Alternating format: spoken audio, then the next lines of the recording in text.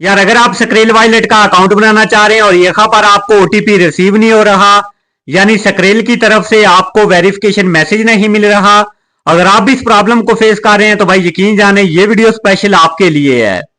इस वीडियो में मैं आपको सिर्फ एक सेटिंग बताऊंगा जो आपने अपने मोबाइल में कर लेनी है, और ये सेटिंग करने के बाद इंशाल्लाह चंद सेकंड में ही आपको ओटीपी रिसीव हो जाएगा। तो यार आपने करना ये है कि आपने अपने मोबाइल में सेटिंग को ओपन कर लेना है और इसको आपने थोड़ा स्क्रॉल डाउन करना है। तो यहाँ पर आपको एक ऑप्शन मिलेगा ऐप मैनेजमेंट का, आपने इस पे क्लिक कर देना है और यहाँ पर आपने फर्स्ट ऑप्शन पे क्लिक करना है ऐप लिस्ट पे।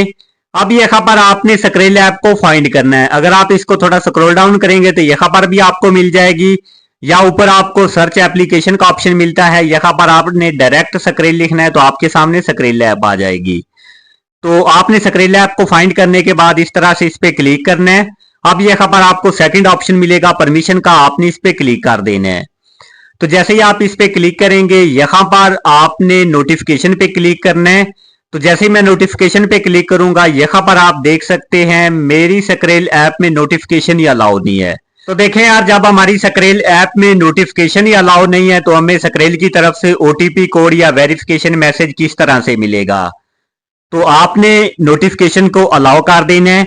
ये सिर्फ एक सेटिंग आपने अपने मोबाइल में कर लेनी है और ये सेटिंग करने के बाद इंशाल्लाह आपको चंद सेकंड में ही ओटीपी कोड मिल जाएगा। और अगर आपको किसी चीज की समझ नहीं आई या आपको कोई भी मसला आ रहा है तो आप कमेंट बॉक्स में पूछ सकते हैं। और अगर आपको ये वीडियो हेल्पफुल लगी तो इस वीडियो को लाइक करके एक प्यारा सा कमेंट जरूर करते जाइएगा।